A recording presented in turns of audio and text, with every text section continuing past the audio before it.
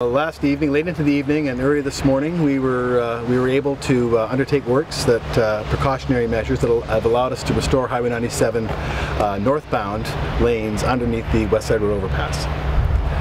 Since yesterday afternoon, we've been monitoring the bridge and the retaining walls, and we've detected no movement, and so we put up some additional reinforcing around the base of the east abutment wall, and we felt comfortable to open for traffic at 7 o'clock this morning. That's heading into Kelowna. That's right, exactly. Our goal going forward is working with the contractor to have 2 lanes moving underneath the Westside Road overpass for the 3 o'clock rush hour this afternoon. Heading towards West Kelowna. That's right, exactly. So there will be some staging of those works, and so we are working through those plans right now, but there will be 2 lanes moving under that underpass for the afternoon return home. What do you expect the drive will be like once you've made those changes? Well, traffic is always congested, and certainly it's likely to still be a little tight. But I think that if people follow the same processes and allowances they made yesterday, and I do appreciate, and we certainly recognize it was terribly inconvenient yesterday, and that was. But we do appreciate everyone's cooperation with that while these repairs are undertaken. So you don't anticipate a replay of how clogged up it was yesterday? We are working as hard as we can to ensure that traffic flows as smoothly as possible for the afternoon commute home. And what about the long-term picture? Somebody was on the radio this morning saying that they heard somebody told them that they're going to have to bring in heavy equipment and lift that overpass right up to fix the shorings and then set it back down. I can let my colleague Kevin speak a bit more to that. Okay. Kevin, no, what of that story? No, that's not the case. The contractor has been focusing on getting some additional safety measures in place for 2 reasons. In order to restore traffic under the bridge and to facilitate their repair schemes. They will be installing some shoring under the bridge on each span, but we're not going to be lifting the bridge up. So you can make the repairs without having to lift the overpass, actually? That is correct. As you try to do these repairs, are we going to see traffic delays for the next several weeks as you've got equipment in there? Are we going to be diverting this on and off for the next while until that's finally repaired? What we're going to be focusing on for the repairs for the abutments is not going to have an impact on the traffic flow north and southbound on Highway 97. Obviously, we're not going to open the structure itself until we've completed the permanent repairs. And what do you have to do that, to complete those permanent repairs?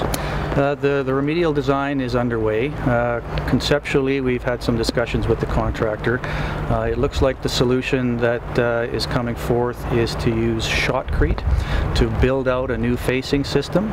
So the shotcrete would be the first layer. It's sprayed on concrete on the locations where the facing panels have dislodged, and so we'll be building out a new facing with shotcrete, a combination of shotcrete, infill concrete, and new facing panels. So do you have a new time frame for when this will be completed? The contractor is working diligently on this right now. I think if you go down to the site, you'll see all kinds of shoring happening on the southbound lanes. There's work happening to put the temporary supports under the northbound lanes.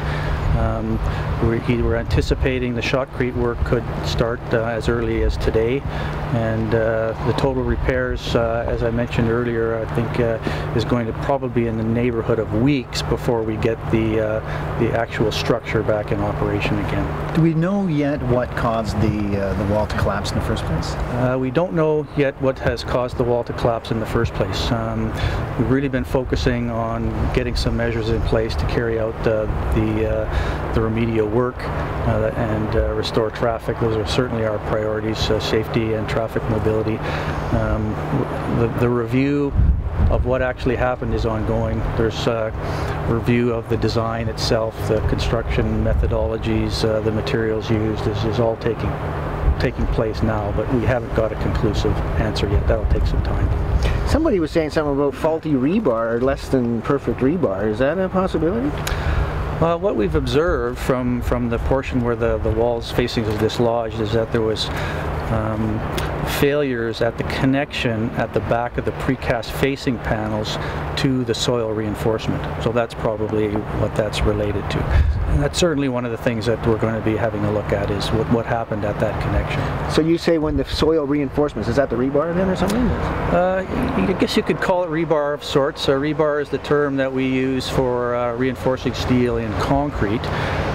What we call the reinforcing in these soil walls is soil reinforcing, but it is a form of rebar. It's similar to reinforcing steel mesh. It's built into the backfill to strengthen the backfill. So it is similar to reinforcing. And that seemed to have not been properly connected to the concrete panel facings. We don't know exactly what's happened there. We're seeing some failure at that location, and we're looking at what happened there. A couple of questions on timing and communication. Yesterday you clearly indicated that the lanes would be closed as a result of putting up these shorings. Obviously the shorings are not there today, and yet the lane is open. Can you explain what happened there?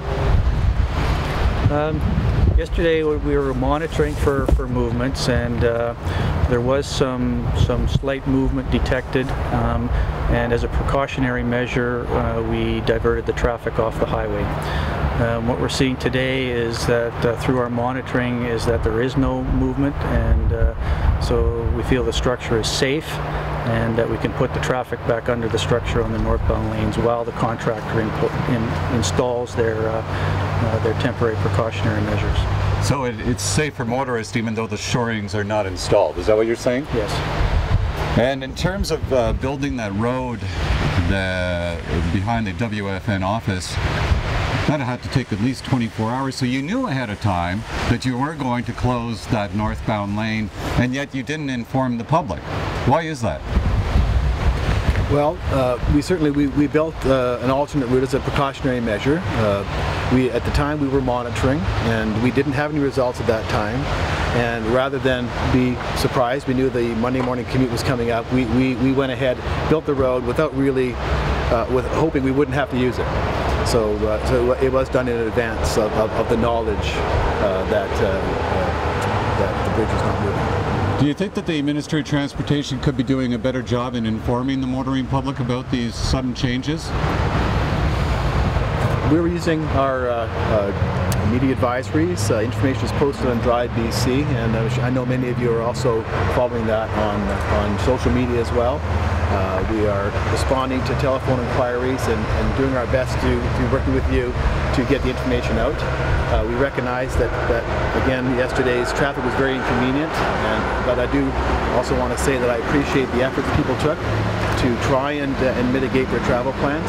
I think these are showing some effectiveness around that, but I agree that it's been a challenging situation for everybody.